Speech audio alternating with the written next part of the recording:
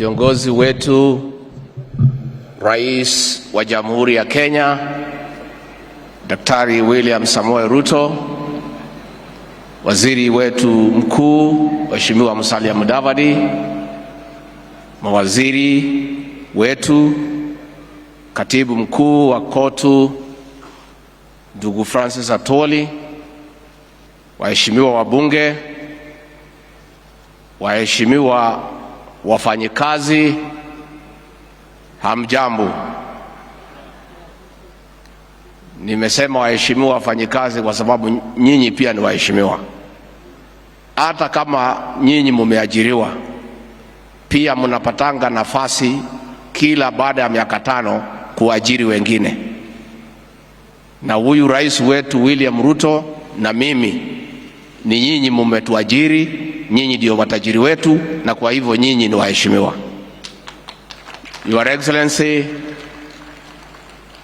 we thank you for getting time to come and have a conversation with the Kenyan workers who are the greatest pillar for our economic development.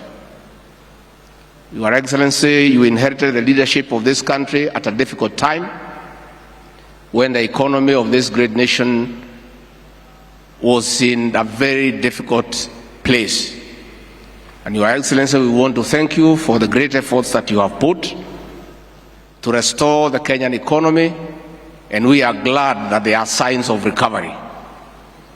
Your Excellency, the workers here today and elsewhere in the country are greatly part of the hustler nation, and they have felt in a very big way the weight of the cost of living.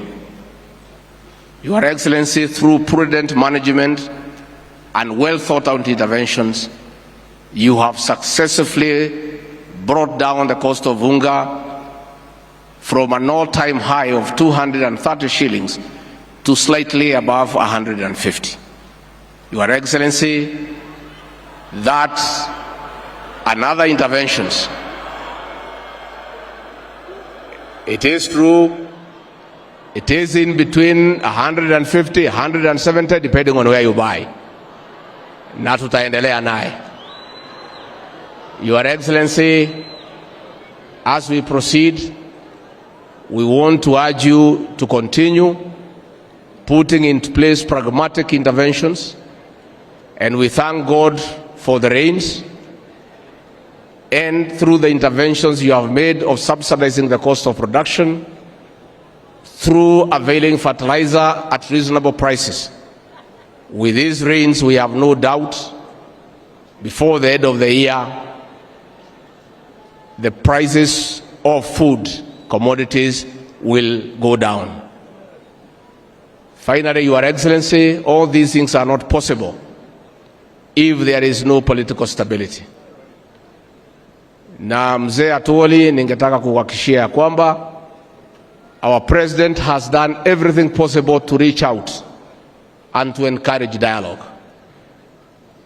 When the Azimio group reached out to our president and said they want to be given an opportunity to leave the streets and get engaged in bipartisan discussions, the president readily agreed because he was very magnanimous and he provided leadership with this country.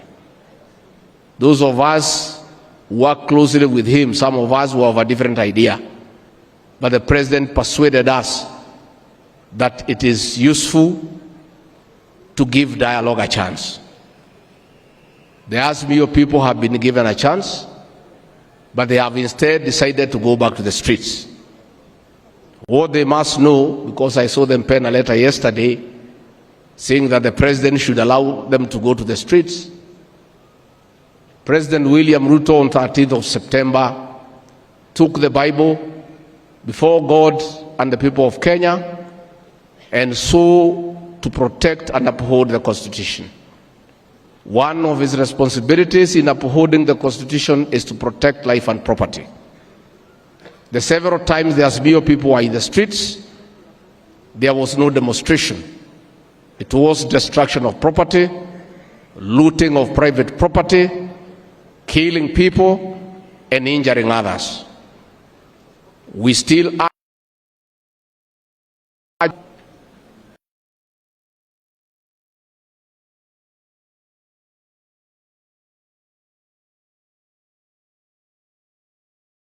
They want to go to the streets. They must understand that the president has a constitutional duty to protect life and property. And asking the president to look the other way as people destroy people's property is asking him to violate the constitution, which he cannot agree. Na ndivyo tunauliza hawa kesho waende wafanye vile wanataka, lakini tungeuliza huyo mzee kwa heshima awache kusumbua hawa mahasala ya Eastlands na Southlands.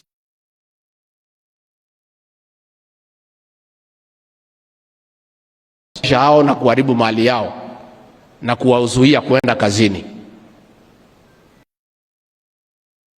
So president wetu, si wanajua pahali yako pale State House? Elekee hapo. Watafute grupu ingine ielekee kwangu. Grupu ingine ielekee kwa Aden Duale pale DOD. Iko haja gani ya kusumbua na nchi mahasla? Wanatafuta riziki, wanatafuta unga, wanatafuta vile watasomesha watoto wao. And Bwana Francis Atwoli, those people are not sincere. Because if they were sincere, they would have demonstrated then when unga was at 230. And they didn't. That is when they would have done it. So they are not sincere. And if the issues they are raising are with President William Ruto, they should go to State House and face him there, instead of going kuangaisha watu ya kawaida mahasala ya Kenya. And finally, Bwana Atwoli, I want to congratulate you for your leadership and pragmatism. This celebration, Your Excellency, is one of a difference. The labor celebration last year, there was not any discussion about workers. The whole ceremony, from the beginning to the end, was discussing William Samoei Ruto. But today it is one of a difference. We are discussing the issues of the Kenyan workers. And that is why we want to say, Bwana Atwoli, you have shown pragmatism and leadership. Wewe, you had another president in mind. Ulikuwa unasema huyu hawezi. Hata ulikuwa umesema akishindwa atafute miti ya kujinyonga. But siku ameshinda, you have done the right thing. You have shown you are a Democrat and you have respected the will of the people. And that is the way it should be. So I want to urge you with respect, hao marafiki yako uwatafute pale kwako Kitengela. Tulikuwa tunakufuatilia mkikaa na hawa, uandalie chakula na ile vitu mlikuwa mnakunywa na hawa na ile muziki ya Lingala. Mkishamaliza uwaambie maneno ya kwamba uchaguzi uliisha na rais wa Kenya ni William Samoei, na hiyo ndio ukweli. They should stop living in denial. Hata wakivaa sufuria kwa kichwa, rais wa Kenya ni William Samoei Ruto. Hata wakisema nini, hata wakimtukana, yeye ndiye rais wa Kenya. Na wewe Bwana mzee Atwoli, kwa sababu wewe umeelewa maneno, wewe ni mzee waite. Wakiburudika pale, wakichapa 1, 2, 3, watasikia maneno. Waeleze ya kwamba uchaguzi uliisha na wewe mwenyewe umetii demokrasia and you have respected the will of the people, because that is the way it should be. Kwa hivyo rais wetu wa Kenya wanategemea kwako ya kwamba utalinda mali yao, kwa sababu uko na kazi ambaye ni ya kikatiba ya kulinda mali ya Wakenya kutoka kwa muhalifu wowote, akuwe ni nani au ni nani, kwa sababu hiyo ni katiba na ni lazima katiba itekelezwe. Kwa hayo mengi, ningemuuliza kwa heshima sote tusimame, tuchukue nafasi hii, tumkaribishe